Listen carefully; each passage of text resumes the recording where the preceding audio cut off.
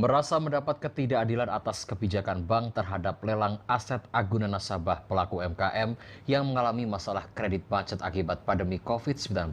Komunitas UMKM korban COVID daerah istimewa Yogyakarta menggelar aksi unjuk rasa mendatangi salah satu bank pemerintah di Kabupaten Bantul untuk meminta klarifikasi dan juga keadilan. Masa aksi menilai kebijakan bank melelang aset dilakukan secara sepihak dan dianggap merugikan nasabah. Sementara pihak bank menyatakan proses lelang telah sesuai kebijakan dan undang-undang yang berlaku. Merasa kecewa, komunitas UMKM melakukan aksi penyegelan terhadap aset bangunan tersebut. Aksi unjuk rasa komunitas UMKM korban COVID-19 DIY terhadap persoalan lelang aset dilakukan di depan kantor cabang BRI Bantul sambil membawa spanduk berisi tulisan pesan dan sikap penolakan terhadap kebijakan lelang jaminan aset. Dalam orasinya, juru bicara komunitas UMKM korban COVID-19 DIY, Waljito, menyampaikan kebijakan bank melakukan lelang aset milik salah satu anggota komunitas UMKM DIY yang dijadikan agunan bernama Rusli Afandi, warga Sidomulyo, Bamanglipuro, Bantul, dinilai sewenang-wenang.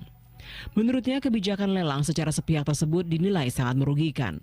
Ditegaskan belum dibayarnya hutang debitur lantaran bukan mau ngemplang, namun usahanya tersendat dampak pandemi COVID-19. Sementara itu, usai menemui perwakilan massa aksi, pimpinan cabang BRI Bantul, Christian Tumbur Simanjuntak menyampaikan sejumlah hal bahwa dalam melakukan urusan penyelesaian kredit bermasalah, pihaknya mengikuti ketentuan dan peraturan perundang-undangan yang berlaku dan menjunjung tinggi good corporate government. Pihaknya juga telah mengambil langkah dengan memberikan restrukturisasi kredit sesuai pertimbangan dan ketentuan yang berlaku serta berkomitmen mengembangkan UMKM. Di aturan undang-undang kan sebenarnya ada aturan juga, ya kan? Di Undang-Undang Nomor 14 tahun 1996 ya, kalau tidak salah itu begini. Harus ada proses peringatan tahap 3. Kemudian harus ada sita selama 14 hari. Baru proses lelang. Masa sita itu dipakai untuk melakukan negosiasi dan juga mediasi supaya harga itu bisa harga normal. Tidak merugikan bagi nasabah, juga keterpenuhan kewajiban di BRI itu selesai, tapi ini tidak. Setelah proses mereka ada orang datang dengan menunjukkan sertifikat, lost kontak sama sekali. Bahwa terkait pelaksanaan lelang merupakan upaya terakhir yang ditempuh oleh BRI selaku kreditur dan pemegang hak tanggungan. Bahwa dalam setiap proses pelaksanaan lelang eksekusi hak tanggungan, kantor cabang BRI Bantul memastikan seluruh tahapan proses pelaksanaan lelang telah dilakukan sesuai ketentuan yang berlaku sebagaimana diatur dalam Undang-Undang Nomor 4 Tahun 1996 tentang hak tanggungan dan Peraturan Menteri Keuangan atau PMK Nomor 122. Sementara itu, debitur Rusli Afandi mengutarakan bahwa pada tahun 2014, pihaknya mengajukan hutang 500 juta ke Bank BRI untuk mengembangkan usahanya di sektor kerajinan.